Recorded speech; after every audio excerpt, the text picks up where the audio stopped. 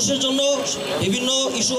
রাষ্ট্র কাঠামো মেরামতের জন্য বিএনপির ভারপ্রাপ্ত চেয়ারম্যান তারেক রহমান ঘোষিত ৩১ দফার মধ্যে দেশের গণতন্ত্র, অর্থনীতি ও শাসন ব্যবস্থার সব সংস্কারের রূপরেখা নিহিত রয়েছে বলে মন্তব্য করেছেন বিএনপি চেয়ারপারসনের উপদেষ্টা আব্দুস সালাম।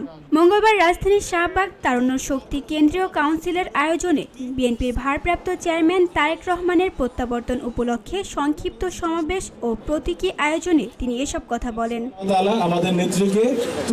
আব্দুস সালাম বলেন, শেখ হাসিনা ক্ষমতা থাকা অবস্থাতেই তারেক রহমান রাষ্ট্র কাঠামো মেরামতের ৩১ দফা ঘোষণা করেছিলেন। তখনই বিএনপি বলেছিল গণতান্ত্রিক অধিকার পুনঃপ্রতিষ্ঠা করতে হবে।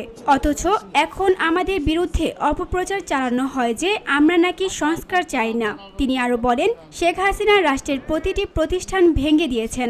রাষ্ট্রের রন্ধে রন্ধে দুর্নীতি, স্বজনপ্রীতি ও দলীয়করণ ঢুকিয়ে দিয়েছেন। এই ভাঙ্গা ব্যবস্থাকে ঢেলে সাজানো ছাড়া দেশকে সামনে এগিয়ে নেওয়া সম্ভব নয়।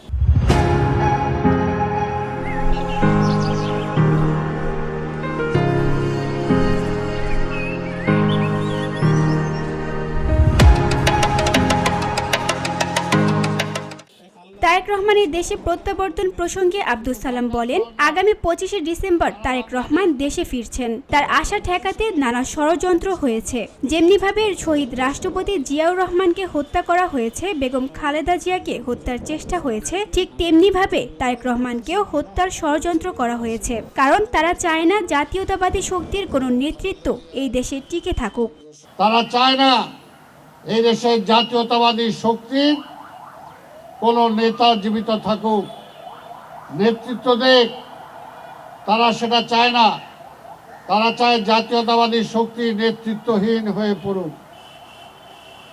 তাই ভাইয়ের আমার, তারেক রহমানকে মেরে ফেলার ষড়যন্ত্র করা হয়েছে।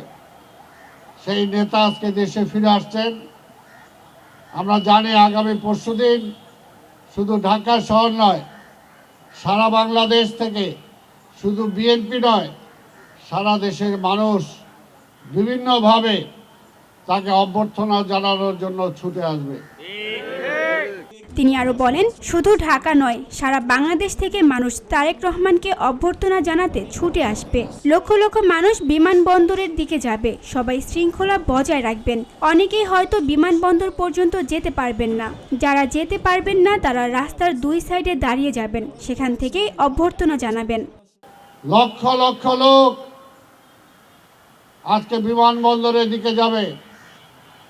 আমরা জানি না সেখানে জায়গা হবে কিনা, কিন্তু আমরা আশা করব একটি সুশৃঙ্খল ব্যবস্থার মধ্য দিয়ে আজকে সরকারের যে ট্রাফিক পুলিশ বাহিনী যারা আছে তারা সহযোগিতা করবে আমাদেরকে, যাতে কোনো বিশৃঙ্খলা সৃষ্টি না হয়। তিনি বলেন, নির্বাচন মানেই শুধু গণতন্ত্র নয়, তবে নির্বাচনের মাধ্যমে জনগণের ম্যান্ডেট নিয়ে সরকার গঠিত হলে জবাবদিহিতা আসে।